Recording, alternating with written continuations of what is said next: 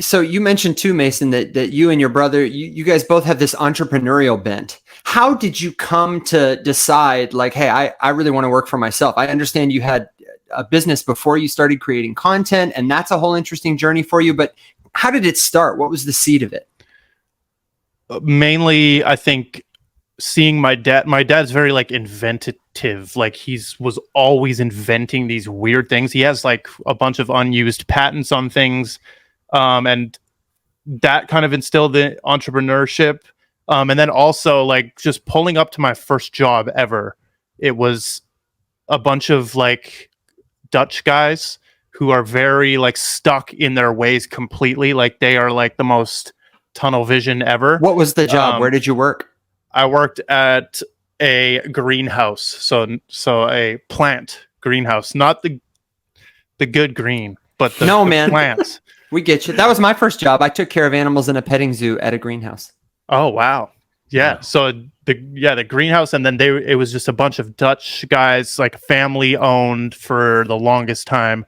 And even though I could find more efficient ways to do things, they would still make me do it and get mad at me if I did it more efficient. Like even if I completed the job more efficiently, and faster and better, they would still get mad at me and make me do it the slower way, or which was just their way. And I don't want to work for anybody. That's the moment I realized I don't want to work for anybody, really. I want to be my own boss. And then me doing that, like early in my life, like I had a music marketing agency at like 19, 20. And my brother also basically did a smaller version of what I was doing. And he saw massive success with that as well. And that was like, okay, we're making the internet. It's mainly the internet too, because the internet is like, once I figured out that there's money just in the air like that, and I can get like insane amounts of money sitting at my desk in my house. That's when I realized I don't ever want to go back to some kind of normal job. You said it was a music marketing agency. Can you tell us about how you came to that idea and what that looked like? Like, what was the idea? And then what was the workflow? What was the model? How did it operate? How did you make money doing it? Yeah. So I've always been like massive into music, every genre except like death metal and like country, actually. Dude, thank you. Yes, I was hoping you were gonna say except for country. I am in that, and I'm from Kentucky too, so that's how you really know. But go ahead. Yeah, I could make a whole 15-minute video on why I don't like country and why you're actually kind of wrong for listening to it. But that would be crazy. So I've always been into music like that, and mainly like rap too. So I noticed that the kind of like new dream job was to be a rapper. Like all the rappers made it look so easy to put on like this crazy hair and make these shitty songs, and just get on auto-tune and go for it. So I realized like every one of these kids wanted to be a rapper. So I started this agency, and what we would do was we would do Spotify playlist pitching. So basically these big Spotify playlists, if you don't know, Spotify playlists are the new radio. Like it's more effective to get your song on a massive Spotify playlist that's being streamed by millions of people every month than it is to get on like the real radio in people's cars. It's arguably better to get on the Spotify playlist. So we would go for these like more mid-tier ones, not the massive ones that are ran by Spotify. And we would have connections with them. And then an artist would come to us. They would pay us to pitch their song to these playlists. And because we have a connection with them, we would usually get them on. Also, we would run our own playlists and build our own playlists. And just saying that, it's like, how could he be making? Because I made 6 figures with this. Yeah. And it's like, how could he be doing that? But the model I was going with was low price and just high volume. Because all of these, like I noticed, like most of these kids are broke, for lack of a better term. They don't have money, and they're just trying to make it by and make it big. Yeah, exactly. So I'm like, okay, they don't have a lot of money, so let's just hit it like horizontally, like a lot of ad spend. I spent like $30K on Facebook ads, So the model was just run ads, fill our DMs. Like my DMs were filled at all times. So my phone would be blowing up, and we would just be selling these packages. I had a Shopify store that I would sell it through. And that ended pretty badly too. Like I got banned from PayPal payment processing because the problem is like I'm selling a digital service. So basically they pay me and I'm expected to provide a digital service. And really you can't prove if that happened or not. It's pretty hard. Like PayPal is not up to date with digital services. So they deemed all of what I was doing as high risk. And then they banned, it was like 16,000 small businesses that they banned at the exact same time, wiped them all out. Wow. And then every other payment processor that I would go to would not allow me to get on there. I was like blacklisted. And now I'm unbanned. I'm good. I'm cool with PayPal now. But that's how it ended. And then I pivoted into what I'm doing now. I was going to say, but now you've got Bitcoin. So forget about it, PayPal. Exactly. Exactly. There goes our PayPal sponsorship. Yeah. Thanks, Mason. We're blowing through sponsors, man. You might want to get the Cash App. Get the Cash App. They'll give it. They'll do it. Incidentally, today's episode is sponsored by the Cash App. Yeah, and not by PayPal or Mason. Dutch landscapers and gardeners. Right. Dutch landscapers. Mason, I wanted to ask, how old were you when this was started and running? When did it end?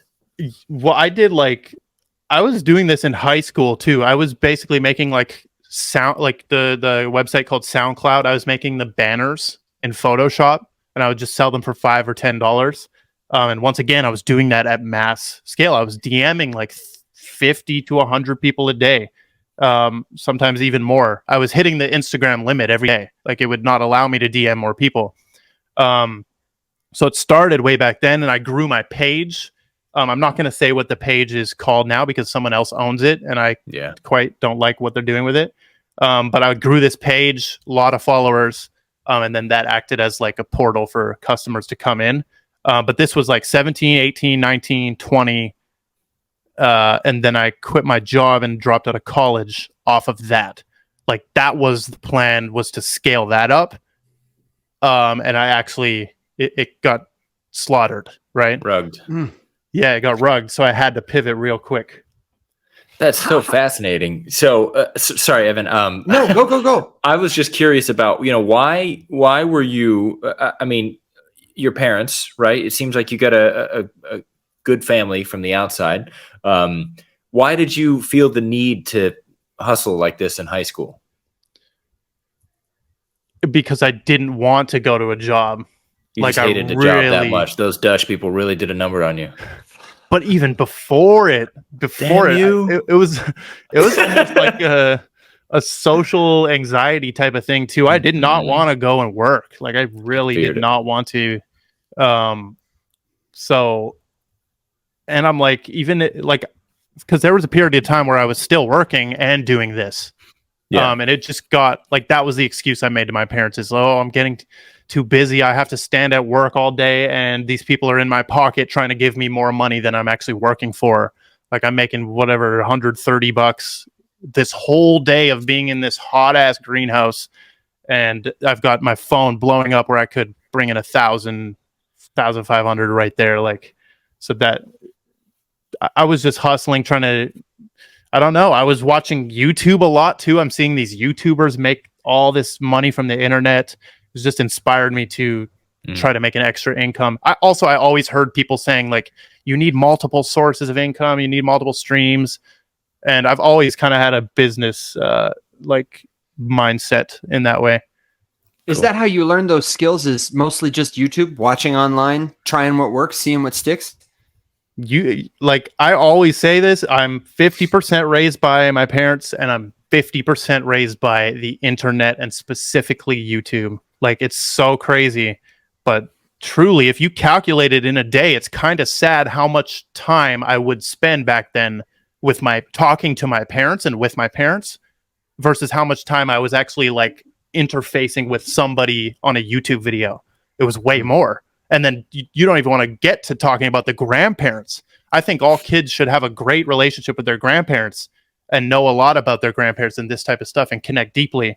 But I was connecting deeper with the YouTube screen than I was with them, right? And so that's where I get that 50% raised by the internet. That could be a damn brand. I'm thinking right now, 50% raised by the internet or some kind of things like that. For sure. I would just do raised by the internet, bro. Exactly. Yeah. Raised by the internet. Wow.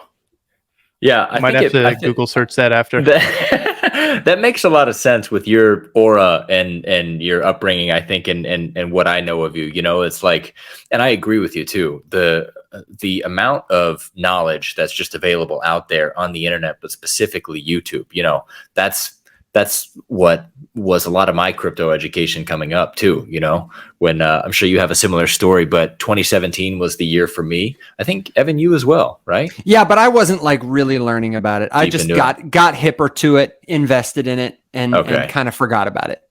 I actually started with Litecoin just because it was the third coin that Coinbase was going to add. So I was like, all right, well, I'll just try this. And my buddy was like, yeah, it's like Bitcoin. It's like, you know, silver to Bitcoin's gold. It's Bitcoin, but light.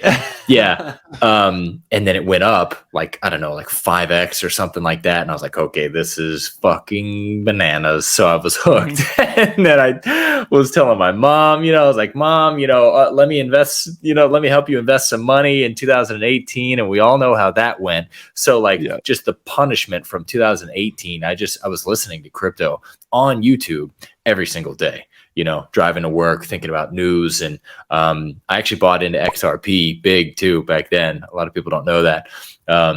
But YouTube, man, YouTube podcasts, audiobooks, you know, the education's out there for those so much education.